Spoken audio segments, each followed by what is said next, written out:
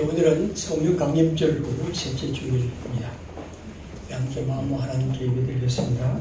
다 같이 일어나셔서 191장 하나님의 성경을 찬송하겠습니다.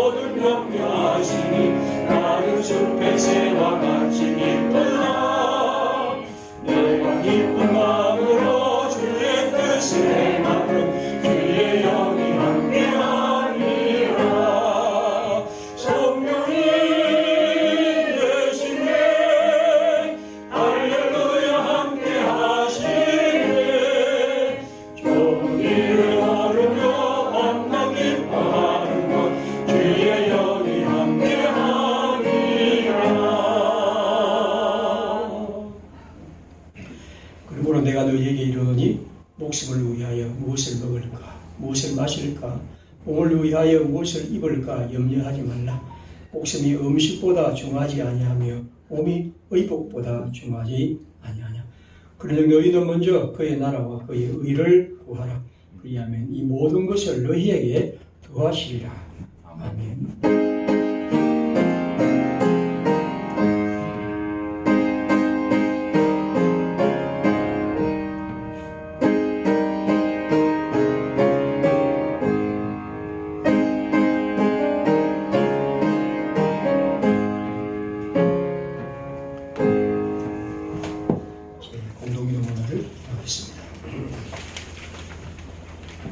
천지를 창조하신 우리 하나님, 우리의 지난 죄와 잘못을 회개하오니 불쌍히 여기시어 주님의 은총으로 구원하여 주소서. 영원한 이익을 우리의 개발과 화해를 일삼습니다. 욕망을 채우고 또 채우려 합니다. 우리는 또한 침묵하는 동조자이심을 고백합니다.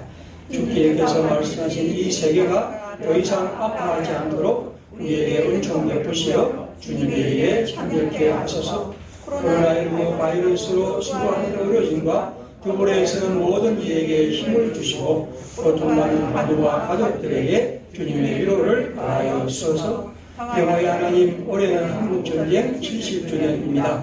하지만 우리는 종전이 아닌 휴전이라는 이름으로 여전히 전쟁 중입니다. 대결과 정으로 언제 어떻게 터질지 모르는 화약고를 진 채 긴장 속에 지냅니다. 이젠 전쟁과 분단의 고통에서 벗어나 우리 삶이 화해와 용서를 회복하게 하소서. 위정자들에게 은총을 베풀어 주셔서 무기로는 결코 평화를 이룰 수 없음을 깨닫게 하소서. 은총의 하나님, 우리 모두에게 성령께서 함께 하시어 하나님의 나라의 백성으로 그리스도의 제자로 부르심에 응답받는 삶을 살게 하소서. 약하고 아픈 이들과 함께하며 정의롭게 옳은 일에 더 힘쓰게 하게 하소서. 예수님의 이름으로 기도드립니다. 아멘. 기도하겠습니다.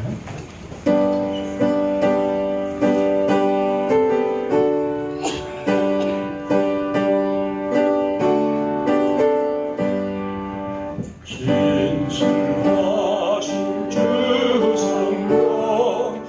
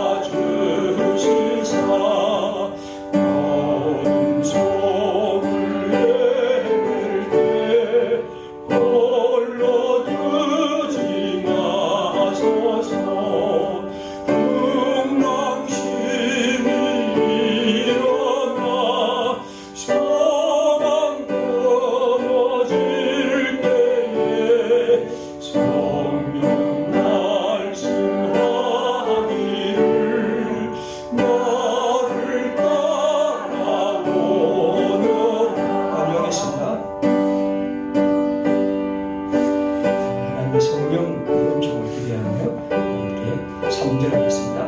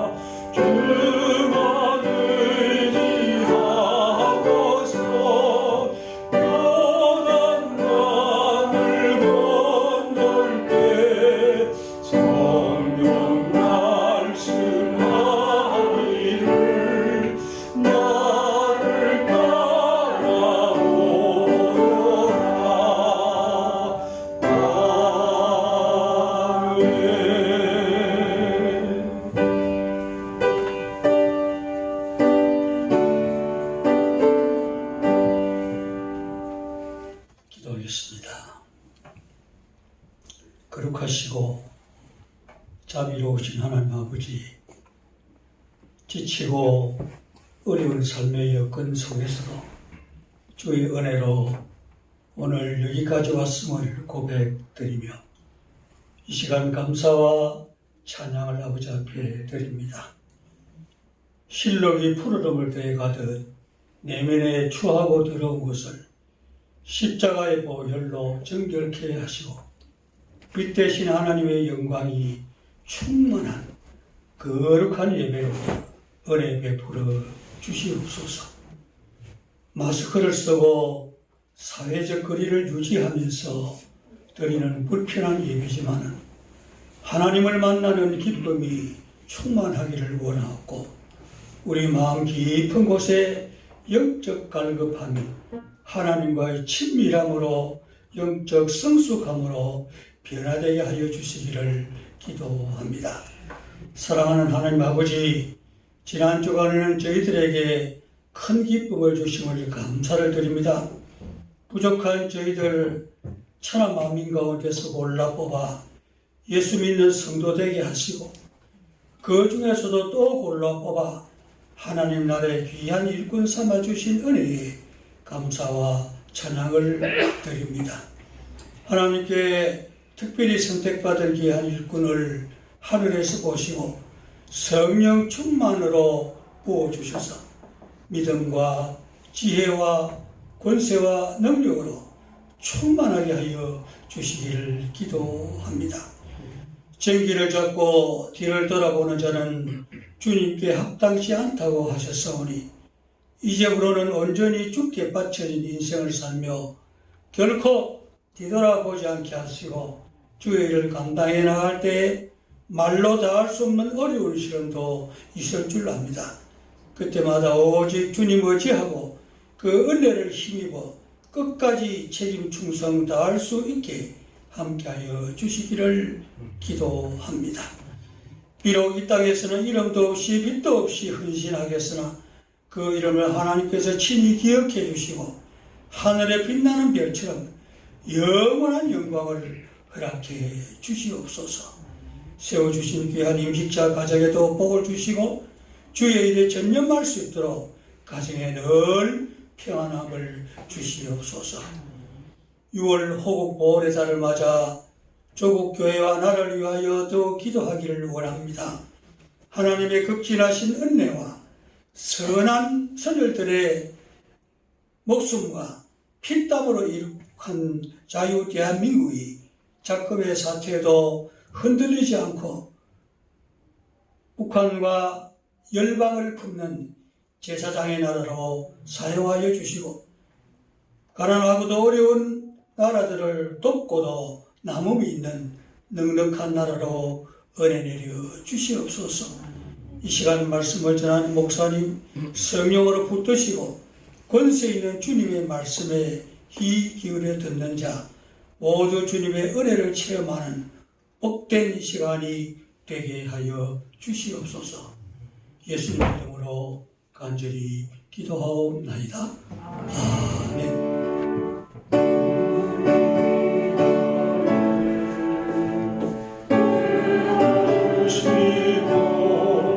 주님의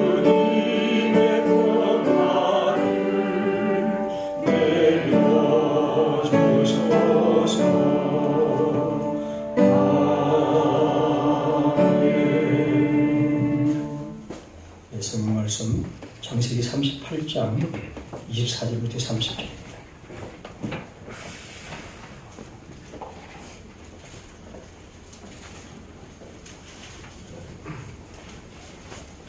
창세기 38장 24절부터 30절입니다. 석 달쯤 후에 어떤 사람이 유다에게 일러 말하되 네 며느리 다말이 행음하였고 그 행음함으로 말미암아 임신하였느니라. 유다가 이르되 그를 끌어내어 불사르라. 여인이 끌려나갈 때에 사람을 보내어 시아버지에게 이르되 이 물건 임자로 말미암아 임신하였나이다. 청하건대 보소서 이 도장과 그 끈과 지팡이가 누구의 것입니까? 한지라. 유다가 그것들을 알아보고 이르되 그는 나보다 옳도다. 내가 그를 내 아들 셀라에게 주지 아니하였음이로다 하고 다시는 그를 가까이 하지 아니하였더라. 해산할 때에 보니 쌍태라. 해산할 때에 손이 나오는지라. 산파가 이르되 이는 먼저 나온 자라 하고 홍색 실을 가지다가 그 손에 메었더니 그 손을 도로 들이며 그의 알구가 나오는지라. 산파가 이르되 네가 어찌하여 터뜨리고 나오느냐 하였으므로 그 이름을 베레스라 불렀고 그의 형 곧 손에 홍색 실 있는 자가 뒤에 나오니 그의 이름을 세라라 불렀더라. 아멘. 찬양하겠습니다.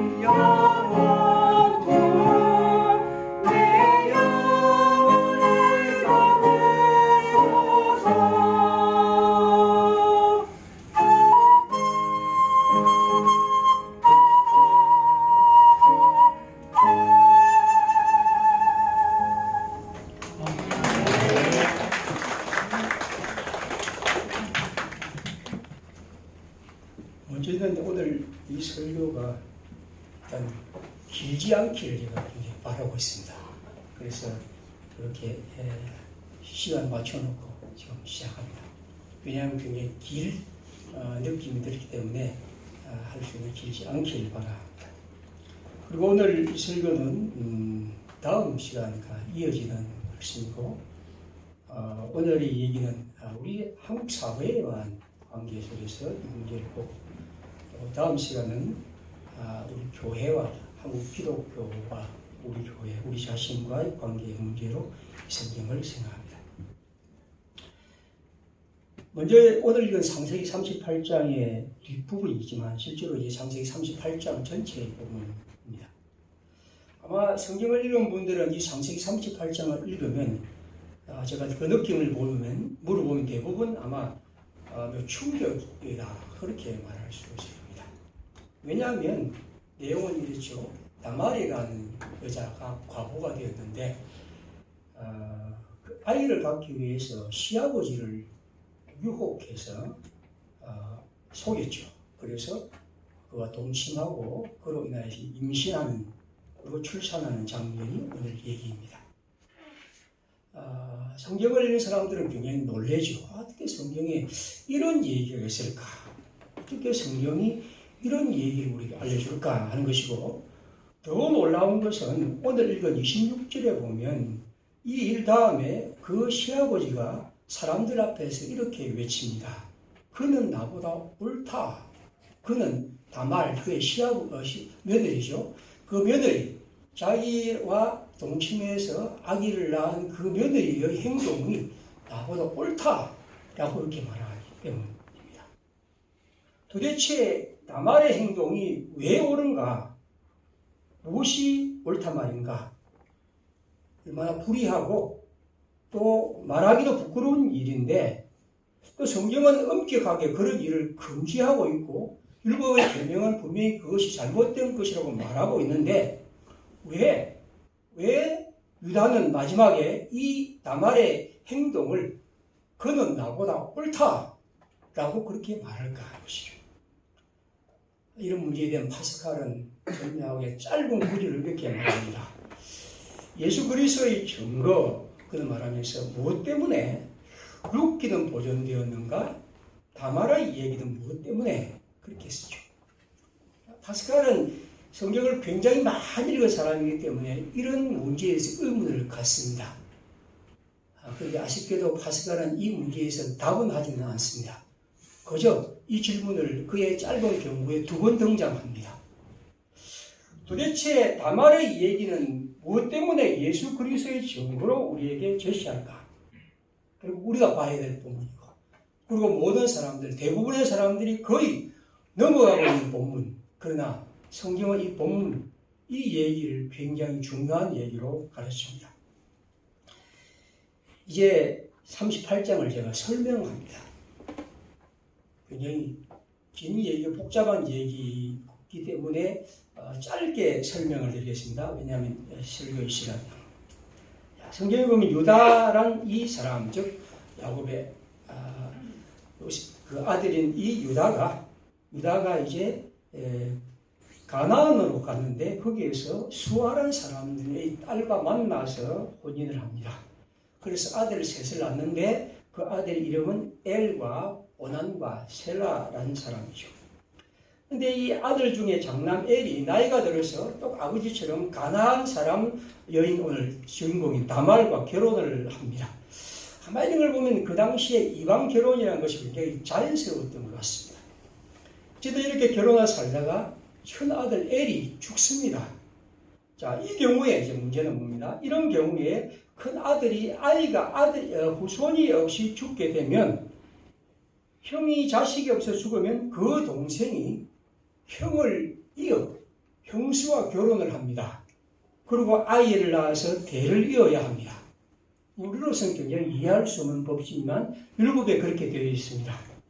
그러면 신명기 25장에 보면 이렇게 되어 있죠. 형제가 동거하는데 그중 하나가 죽고 아들이 없거든 그의 죽은 자의 아내는 나가서 타인에게 시집까지 말 것이요 그 남편의 형제가 그에게로 들어가서 그의 취하여 아내로 삼아 그의 남편의 형제된 의무를 그에게 다 행할 것이요 그 여인의 낳은 첫 아들로 그 죽은 형제의 후사를 잊게 하여 그 이름을 이스라엘 중에서 끊어지지 않게 할 것이니라. 이렇게 됐습니다.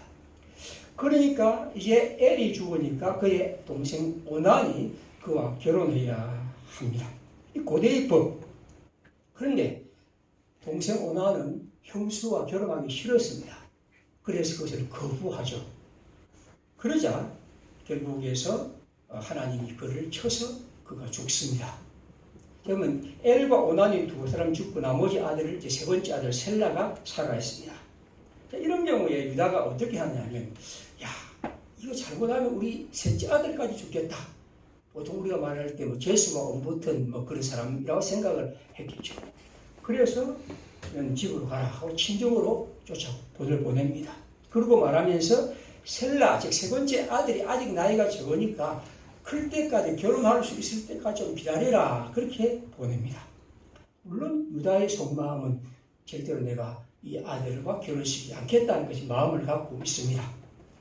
자, 문제는 이 성경 38장 7절과 10절에 보면 이 두 아들이 죽은 것은 이 여자 때문이 아니고 그 두 아들의 잘못입니다. 다시 말하면 엘과 오난이 하나님께 죄를 얻었기 때문입니다. 여호와 보시기에 악했다. 7절에 그렇게 있겠고 10절도 그렇습니다. 그러니까 둘 다 하나님의 앞에서 범죄했기 때문에 죽었는데 이 유다는 그렇게 생각하지 않죠. 이 며느리가 잘못했다고 생각하고 그를 돌려보냅니다. 물론 이 셀라가 나이가 들어도 그를 부르지 않습니다. 두 번째 장면이 12절부터 나옵니다. 마침 이제 그때 아까 말씀드린 것처럼 유다의 아내가 죽습니다. 그러니까 이 참 여자가 우리나라에도 여자 얘기 보면 이제 유다의 아내가 이제 죽죠.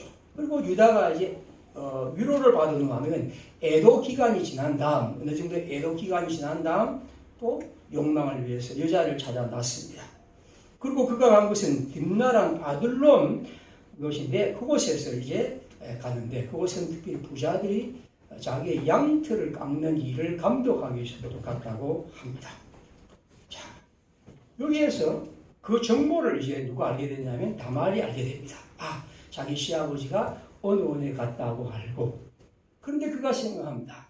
자, 셀라가 컸는데도 여전히 나에게 하나님이 주신 율법을 지키지 않는다는 것을 알고 그는 이 시아버지가 간 장소를 알고 심나에 갑니다. 그러고 나서 여러분이 보시면 놀랍게도 시아버지가 온 것을 알고 그 근처에 기다리다가 과부의 옷을 벗고 얼굴을 가린 다음에 마치 창녀처럼 그렇게 행동합니다.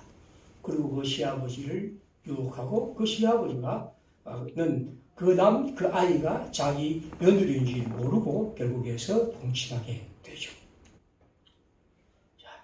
다말은 유다가 동침하고 그 다음에 대가를 요구합니다. 창녀니까 자 돈을 주시오 하니까 내가 네한테 염소 새끼 한 마리를 줄 텐데 문제는 내가 아무것도 지금 가진 것이 없다. 그러자 다말이 요구합니다. 그러면 내한테 그 담보물을 주십시오. 다시 말하면 다음에 와서 내한테 염소 새끼를 주고 내가 이것을 줄 테니까.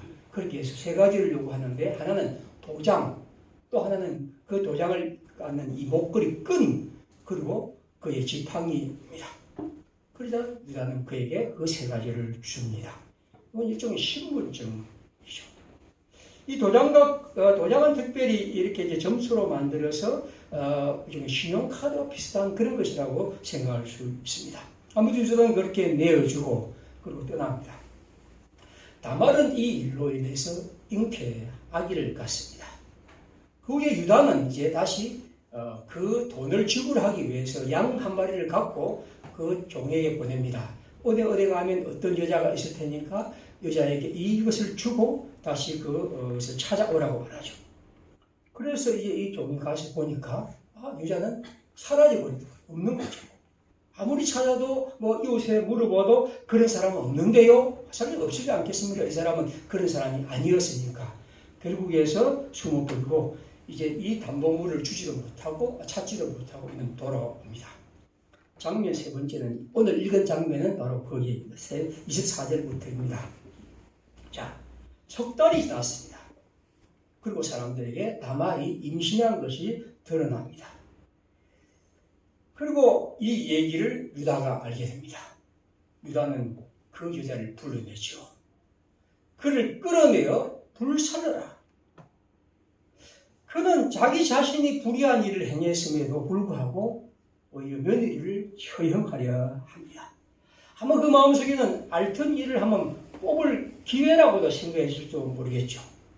자기자의 과거의 임신은 율법상 엄중한 처벌을 받습니다. 보통 공동체가 가세하여 돌을 쳐서 죽입니다. 사람들 앞에서 끌려가 죽음 앞에 선 다만 그는 그 순간 그 세 가지의 담보물을 내어놓습니다. 이 물건 임자로 인해서 내가 임신했습니다. 유다는 자기의 신분증을 보고 그 사실을 검증합니다. 그는 말합니다. 다만 그는 나보다 옳다. 다말의 행동이 올바르다는 겁니다. 유다는 자신이 주신 하나님의 율법, 즉 레브라트 율법이라고 하는 이 법을 지키지 않고 며느리를 쫓아보냈습니다. 그리고 그 아들 셀라가 장성하였어도 그를 데려오지 않고 그와 전혀 결혼하지 않습니다. 그는 압니다. 며느리가 이 일을 한 것은 그 어떤 목적이 아니라 이 율법을 지켜야 한다는 그 열망입니다. 하나님이 주신 율법, 이건 그 시대의 여성들의 삶과 모든 것이 무너지고 그리고 아무것도 기댈 데 없는 사람들이 기댈 수 있는 하나의 법입니다. 이걸 통해서 그 시대의 율법은 이러한 사람들의 권리와 생각, 삶을 보존해 갔던 거죠. 다만은 그것을 알고 있었고 그 일을 행동하려 합니다. 38장 14절에 분명히 나와 있죠. 다말이 그렇게 한 것은 셀라가 장성하였어도 그의 아내로 주지 않았기 때문입니다. 오직 그는 그것 때문에 그 일을 했고 결국에 그는 율법을 이 유다가 지키지 않는 걸 보고 어떤 의미에서 자기의 삶을 그렇게 결단합니다. 자, 이제 우리는 이 성경의 사건의 마지막으로 하나님의 뜻을 살펴봅니다. 29절에 보면 오늘 성경입니다. 이제 아이를 낳는 장면인데 그 아우가 나오고 산파가 이런데 왜 나오느냐 하고 그 이름을 베레스라 불렀습니다. 그리고 30절에 보면 그 형의 이름은 세라였습니다. 그러면 이 낳은 아이의 이름은 베레스와 세라인데 더 중요한 사람의 이름은 동생인 베레스입니다. 빨리 나왔습니까? 그 다음에 이 얘기는 룻기 4장 18절 이렇게 됩니다. 베레스의 계보는 이러하니라. 베레스는 헤스론을 낳고 헤스론은 람을 낳고 람은 암미나답을 낳고 암미나답은 나손을 낳았고 나손은 살몬을 낳았고 살몬은 보아스를 낳았고 보아스는 오벳을 낳았고 오벳은 이세를 낳고 이세는 다윗을 낳았다. 그러면 이 베레스의 얘기를 성경은 다윗까지 이어집니다. 그럼 우리가 잘 아는 마태복음 1장 3절입니다. 예수의 계보, 예수 그리스도 메시아의 계보 족보에는 어떻게 되어 있습니까? 1장 3절입니다. 유다는 다말에게서 베레스와 세라를 낳고 오늘 얘기입니다. 베레스는 헤스론을 낳고 헤스론은 람을 낳고 해서 나중에 보면 예수 그리스도가 탄생하시니라. 성경은 우리에게 이 다말의 얘기를 통해서 베레스가 낳고 그것이 다윗을 낳고 그 다음에 예수 그리스도 하나님이 우리에게 보내신 궁극적인 구세주의 탄생을 얘기합니다. 다말은 그렇게 하여 하나님의 뜻을 이루고 그렇게 하여 자신의 삶과 생존을 획득하고 그리고 그렇게 하여 유다와 그 시대에 온 공동체가 하나님의 법을 지키게 하고 그리고 그 다말의 행동은 하나님의 말씀과 복음 안에서 힘있게 전파되고 그리고 그리스도 예수 오늘 우리가 듣는 주님이 우리 가운데 오는 생명의 계보로 이어졌다는 것이죠. 이 놀라운 얘기가 창세기 38장입니다. 왜 제가 이 본문을 오늘 선택했을까요? 우리는 여러 가지를 생각할 수 있겠지만 오늘 제가 이 본문을 선택한 이유는 지난 주일에 난 북한 지역 개성공단에 있었던 남북 공동연락사무소의 청사가 폭파된 장면을 제가 봤죠. 여러분들 보고서 굉장히 충격이었을 작품입니다. 6.15 선언 20주년이고 한국 전쟁이 70년이 되고 4.27 판문점 선언이 2년이 되고 9.11 남북 군사 합의가 일어난 것이 엊그제 같은데 불과 2년만 해도 평창에 오고 판문점에서 회담하고 평양에 가서 수많은 평양 시민 앞에서 대통령이 감동적 연설을 하고 백두산에 올라가서 천지에서 생수병에 물을 담고 그렇게 했었는데 오늘 지금 우리 사회 우리가 지금 처한 현실은 얼마나 많이 달라져 버렸는지 도대체 이것은 꿈 같은 얘기처럼 들립니다. 남북 공동연락사의 청사 방문은 어떤 사람은 영변 핵시설을 북한이 파괴하고 동창리 핵 시험장을 폭파하는 것과 연결하지만 저는 그것과는 전혀 다른 것이라고 봅니다. 그건 어떤 의미에서 이 세상에 북한이라는 나라가 이제 핵과 담을 쌓고 이 세계의 한 일원으로서 건강하게 등장하는 얘기였다면 남북 공동연락사무소를 파괴한 것은 도대체 모든 사람들이 이해할 수 없는 일이라고 보죠. 저는 그것을 도대체 이해할 수가 없습니다. 왜? 무슨 이유로? 도대체 왜 그들은 그렇게 할까? 그리고 그것이 일어날 파괴 효과는 엄청난데 왜 우리에게 이런 일이 일어날까? 그 이후에 쏟아나는 대통령을 향한 막말을 보시면 도대체 이 사람들은 왜 이렇게까지 할까? 그래도 지금 현재의 대통령과 정부가 얼마나 이런 문제를 해결하기 위해서 모든 것을 쏟아서 하고 있는데 왜 이렇게 할까?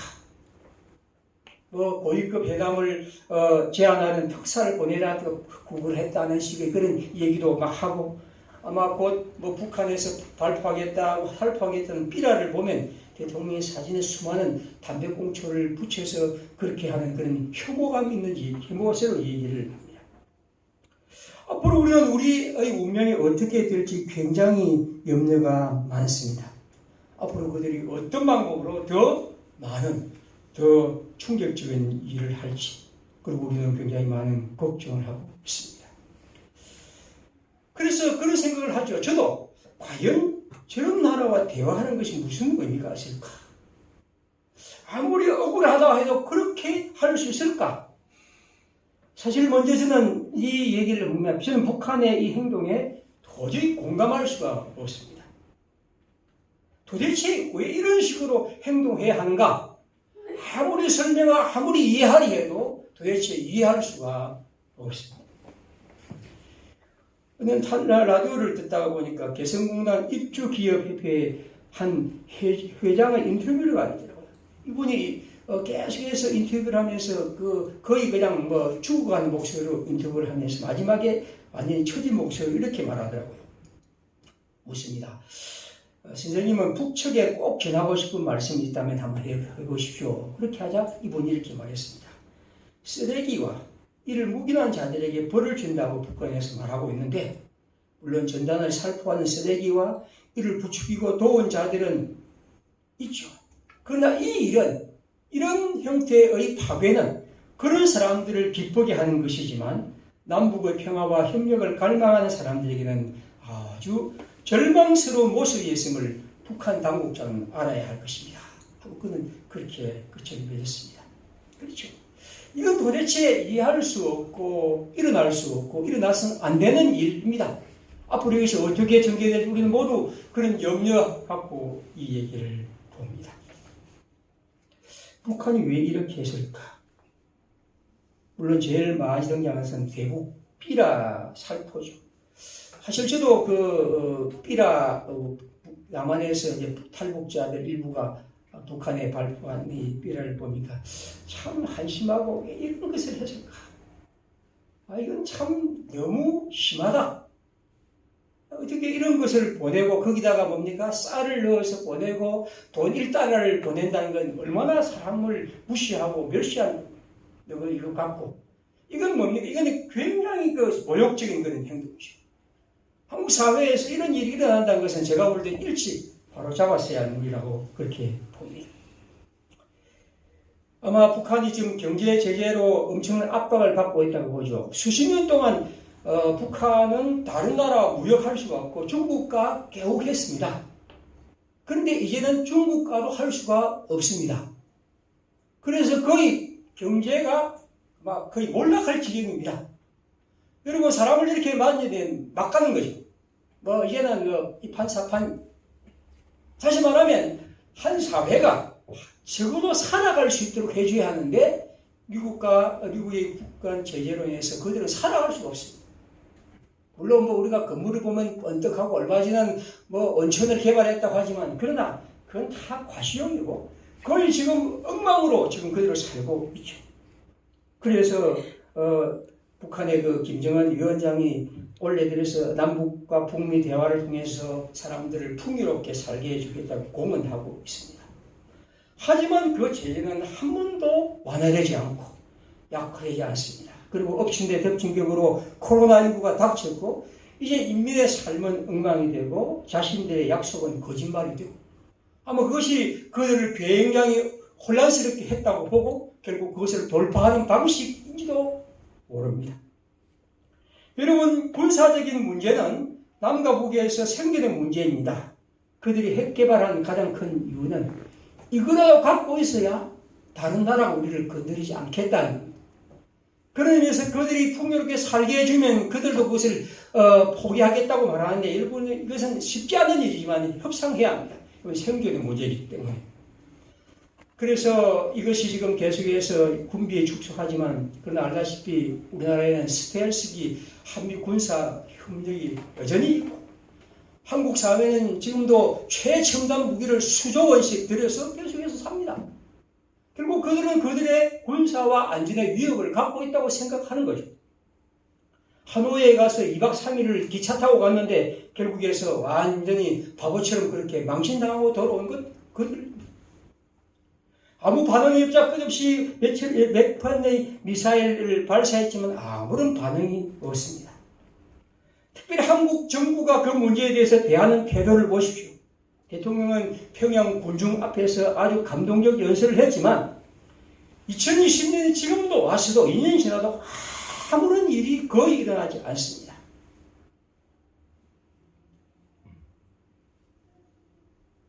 오늘 우리가 이 얘기를 단지 그들의 문제만 보다 이 문제가 끝없이 이어진 이 상황이 바로 이런 문제를 일으켰다는 거죠.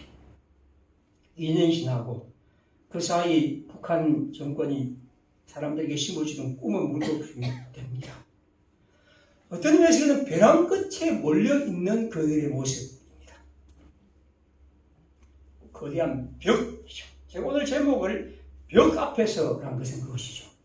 그들이 지금 벽 앞에 있고 또 우리도 지금 이런 남북의 문제가 벽 앞에 있습니다.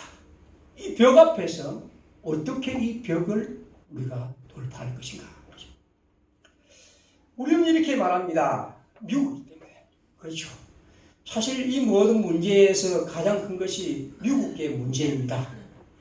미국은 그 어떤 제재도 완화하지 않습니다. 뭘 없애도 뭐 없애도 그들은 계속해서 그것을 강요합니다. 어떤 교류도 막아버립니다. 금강산 관광 남북철도사업 개성공단 재가동. 트럼프라는 사람은 알다시피 아무런 철학이 없는 사람이죠. 그들에게는 평화에 대한 생각은 눈꼽만큼도 없습니다. 그는 오직 대선 승리 이벤트, 오직 그의 마음엔 그것밖에 없습니다. 트럼프뿐만 아니라 전통적 미국인들은 다 그런 생각들을 갖고 삽니다. 물론 일본은 말할 것도 없죠. 그들은 이런 분단의 상황이 그냥 지속되길 바랄 뿐입니다. 그리고 지금까지 우리는 이렇게 왔고, 그리고 우리나라의 대통령과 정부는 이런 상황 속에서 이 문제를 해결하고 뭔가 극복하고 남북의 어떤 물꼬를 펴고 우리의 생존을 보장하고 싶다는 것이 우리의 것입니다. 여러분이 신문에 보셨겠지만 미국의 제재가 얼마나 강한지요. 타미플루라고 하는 해열계 같은 것이죠. 이걸 북한에게 보내려야 했습니다. 인도적으로 충분히 보낼 수 있는 겁니다. 그런데 그걸 금지합니다. 왜 금지합니까? 거기에 트럭을 싣고 가기 때문에. 아무 트럭을 안 가면 어떻게 합니까? 비행기를 갑니까? 비행기는 더 못 가겠죠. 그럼 어떻게 하냐는 거죠. 그러면 이런 문제에서 모든 것이 끝없이 막혀 있고 그들이 한 약속은 공연부되고 결국 이것이 지금까지 왔습니다.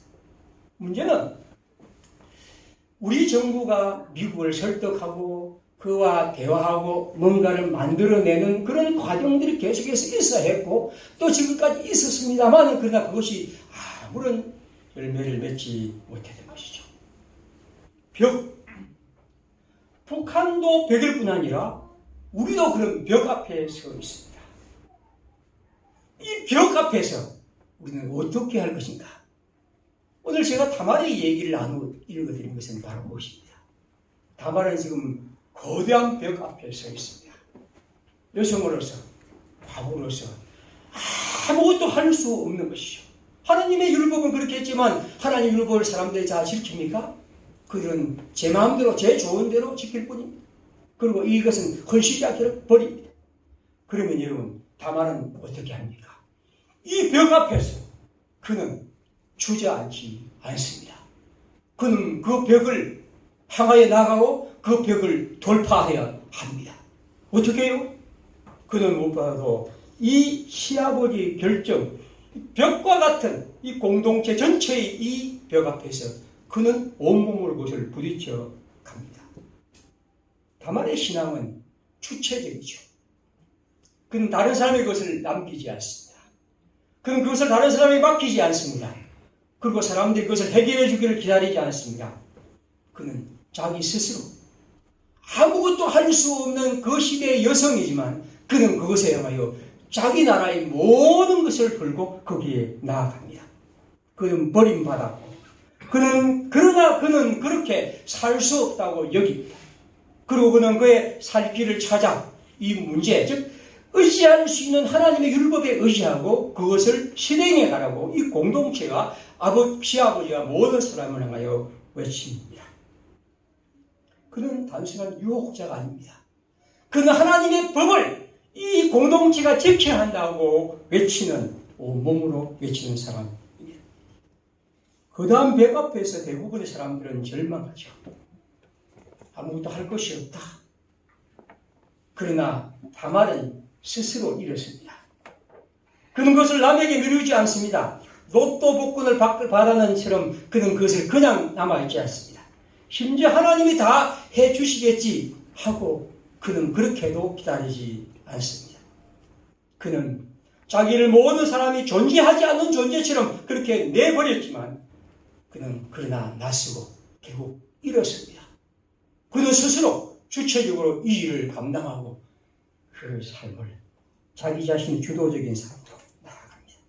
신앙은 주체적인 행동입니다.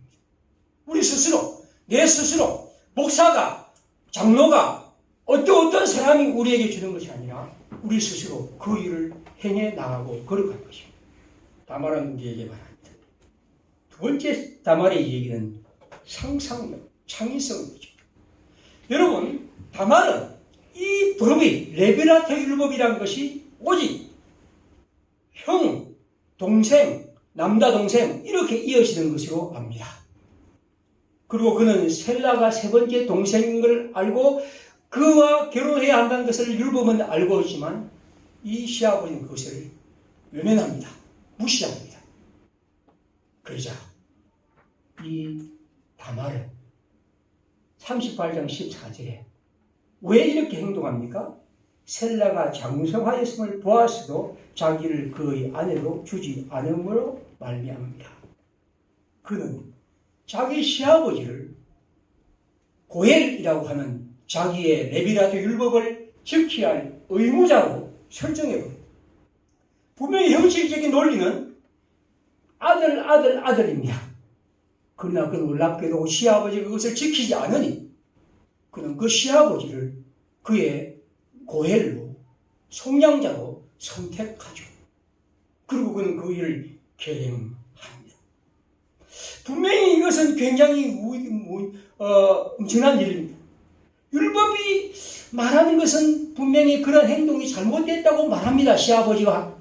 그러나 그는 그것을 무릅쓰고 하나님의 율법에 따라서 행동합니다.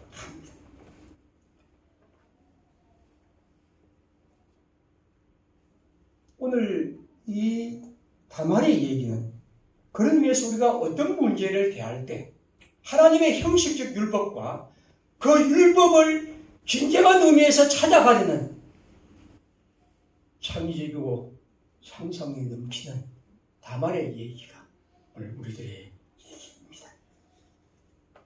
세 번째로 다말은 모험, 용기 있는 사람이죠. 우리 설명할 필요 없이 다말의 행위는 참으로 위험한 일입니다.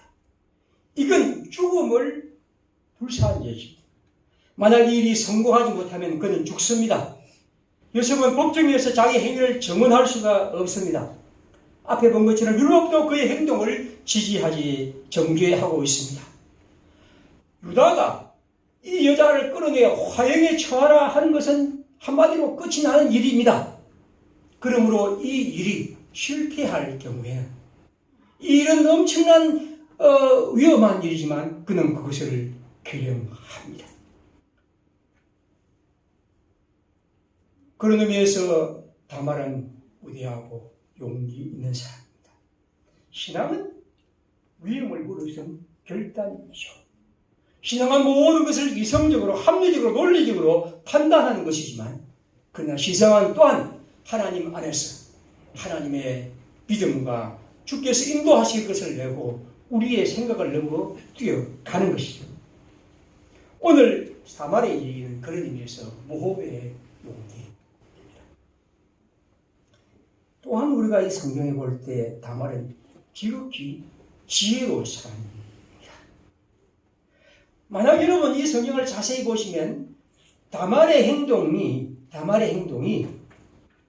제일 처음 그가 이 사람을 유혹할 때 뭘 요구합니까?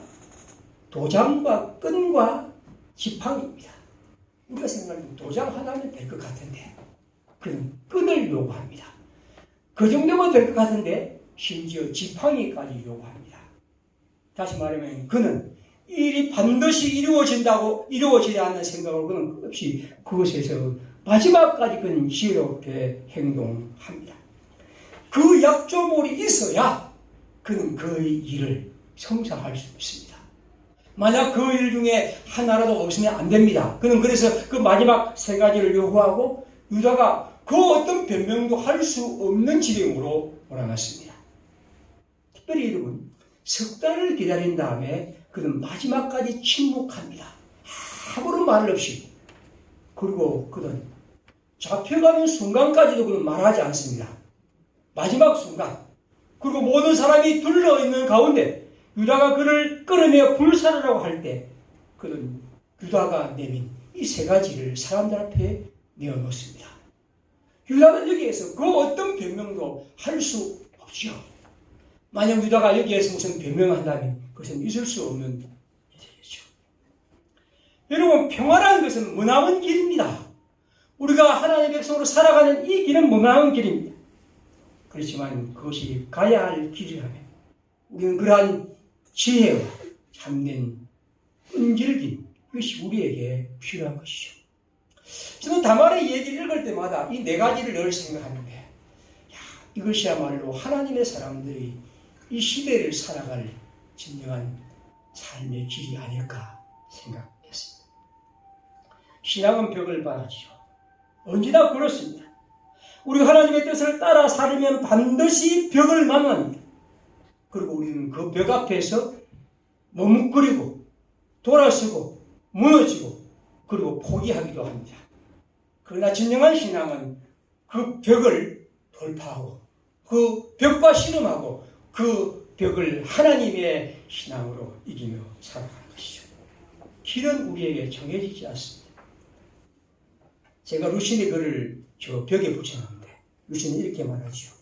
길이란 본래부터 있던 것이 아니라 다니는 사람들이 많아지며 생긴 것이다. 루신은 이 글을 통해 중국의 시대의 사람들이 개척해 가기를 바랬던 것이죠. 사람들은 말합니다. 그만하게 반대하면 그만두고 어려우면 그만두죠. 다른 사람은 그렇게 말할지 몰라도 우리는 그렇게 할 수 없습니다. 미국이 반대한다고 해서 미국이 그렇게 한다고 해서, 왜냐하면 이것은 다말이나 우리에게 생존과 생명의 문제입니다. 다말은 그 일을 그렇게 살아갈 수밖에 없었던 것은 그것에 모든 것이 걸려 있습니다. 그래서 그는 그의 온몸으로 그 일을 투쟁합니다. 오늘 우리가 남북의 화해와 평화와 대화와, 이것은 여러분 일본이나 미국 사람들처럼 생존의 그냥 선택의 문제가 아닙니다. 이건 우리의 생존의 문제입니다. 이걸 그렇게 두고 있으면 끝없이 우리 사회를 괴롭히는 문제일 겁니다. 우리 자신도 그렇고 우리의 후손도 그렇고, 이런 위협 속에서 우리의 경제와 사회의 모든 규모는 끝없이 위태한 지위에 있을 것입니다. 지금 우리가 한 2년 동안 평화롭게 지냈는데 이제 지금 이 일 통해 얼마나 많은 문제들이 생겨나고 있습니까? 그런 의미에서 평화의 길, 특별히 우리가 이 남과 북의 대화의 문제는 다말에처럼 우리에게 절박하고 절실한 문제입니다. 생존의 문제입니다. 그렇기 때문에 우리는 이 일에 우리의 모든 것을 걸고 살아갈 수밖에 없는 것이죠. 마태복음 5장 9절에 예수님 말씀합니다. 평화를 이루는 사람이 복이 있다. 하나님이 그들을 자기의 자녀라고 부르실 것이다. 그 길은 그런 의미에서 다말의 길입니다. 다말, 하나님의 힘 있는 여성. 그리고 우리는 교회가 항상 기억할 것은 이런 훌륭하고 힘 있는 여성이 하나님의 말씀 속에서 주인공으로 자리 잡고 있었다는 사실을 기억해야 합니다. 그 어떤 사람들도 줄 수 없었던 그런 생명의 오늘 그는 우리에게 줍니다. 평화의 식구들에게. 오늘은 우리 시대의 얘기를, 그 다음에는 우리의 얘기로 함께 하기를 바랍니다. 우리 함께 시간 기도하겠습니다. 우리가 살아가면서 특별히 여러 가지 벽 앞에서 살아갑니다. 하나님 그 벽을 우리가 이길 수 있는 힘을 다말을 통해 우리가 배우고, 특별히 우리나라, 우리가 지고 있는 이 현실을 보면서 하나님 이 문제를 해결할 수 있는 힘과 능력과 무엇을 우리에게 주십시오. 이것은 우리의 가장 절박한 문제임을 우리가 함께 기억하면서 우리 함께 하나님께 기도하고 또 주님을 바라보는 그런 우리 그리스도인과 우리 사회가 될 수 있도록 인도해 주십시오. 함께 기도하겠습니다.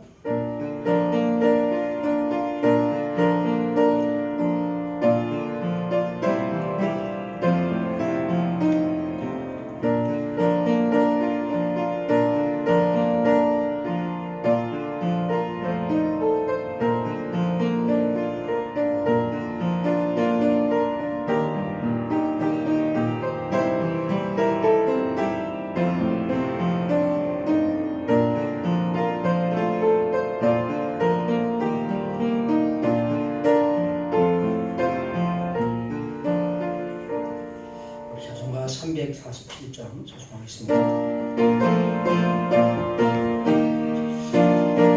1절과 3절 하겠습니다. 허락하신 새 땅에 들어가려면 밤에 준비 다하여 인서일하세. 여호수아 번나라 앞으로 가세. 우리 거할 처소는 주님 품일세.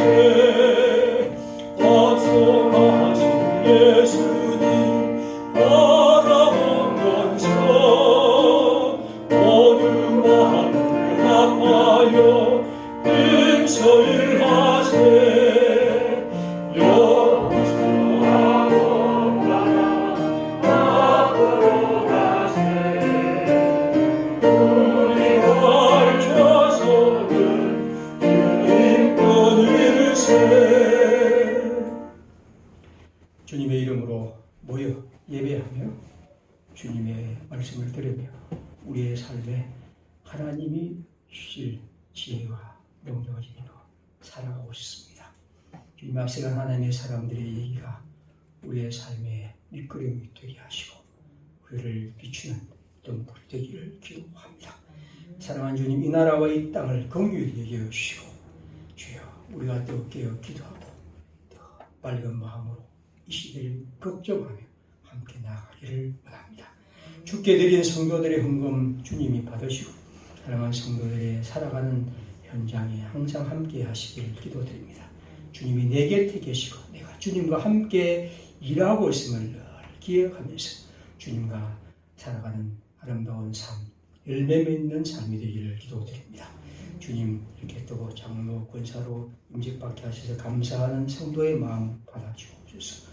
주님께서 주신 은총 속에서 주의 힘입어 살기를 원합니다. 부족한 일꾼을 직분자로 세우셔서 감사합니다. 감사하며 섬기는 마음 감당하기에 주님께서 인도하옵소서. 임직을 받게 하시니 감사합니다. 주께서 그 마음에 하늘의 역사를 하시고 항상 우리 마음이 주로 인하여 힘과 은총을 주의 뜻 잘 감당하기를 기도합니다. 한 주간 살아갈 때 주의 백성들의 걸음을 인도하시고 그 안에서 누리는 기쁨과 평화가 우리의 삶을 가득하기를 원합니다. 예수님의 이름으로 감사하며 기도드립니다. 아멘. 우리 다 같이 일어나셔서 453장 사수하겠습니다.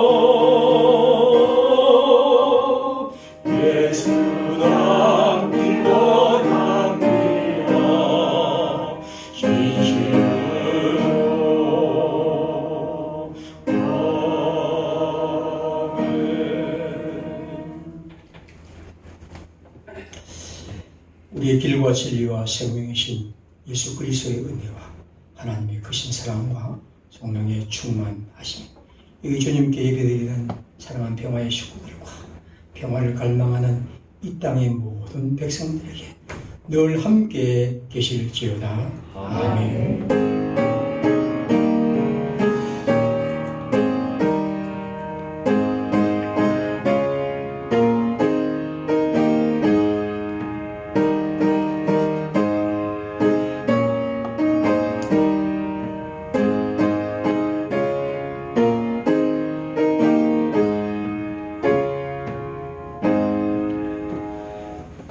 자, 우리 예배를 마치겠습니다. 그리스도 인사 나누겠습니다. 그럼 보시고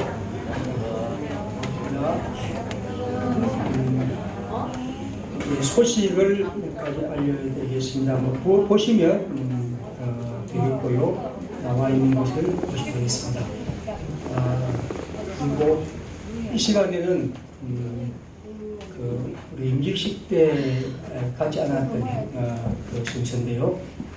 임직회와 또 교회 선물한 선물을 드리겠습니다. 함께 나와서 가져가시기 바랍니다. 한번 넣으십시오. 예수 그리스도의 제자로 평화교회의 육군으로 살아가려는 다짐을 기리며 이 회를 드립니다. 2020년 6월 14일 평화교회 담임목사 한성국. 아주 짧습니다. 네, 예수 그리스도의 제자로 평화교회 육군으로 살아가는 다짐을 기리며 이 회를 드립니다. 권사 임직대 권사 박혜성, 내용은 아래와 같습니다.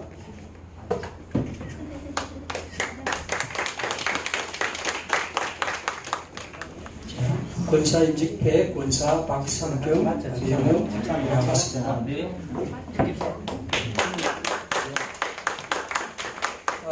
집사임직회 박정근 장집사 박정근 내용은 요약했습니다.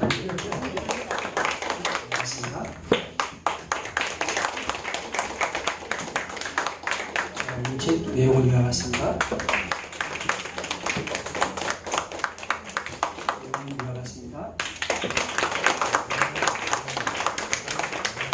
예. 그 선물은 제가 성경책을 듣는데 성경책이 값도 좀 비싸지만 내용이 좋은 거. 그 다음에 제가 뭐라 적어놨냐면 그 가로 해가지고 이것을 갖고 가서는 다 한번 읽으신 다음에 제게 또 한 번씩 연락하십시오. 그렇게 되어 있습니다. 제가 그 정도는 하는 사람이니까 반드시 한 번 읽은 다음에 그걸 적혀 있죠. 제가 일부러 딱 적어놨습니다. 그래서 가신 분들은 그 책을 반드시 한번 읽고 제게 연락 주시기를 바랍니다.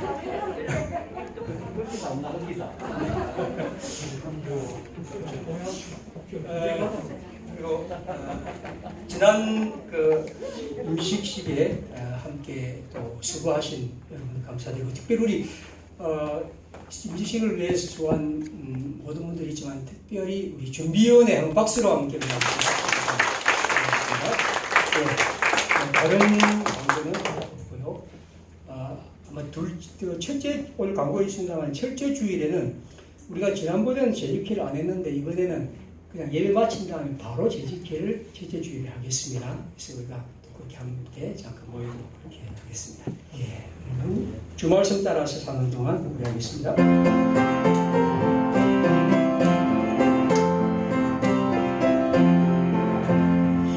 말씀 따라 사는 동안 그치지 않게 하시고 주 말씀 따라 사는 동안 주님 나라 이루소서 주 성령 따라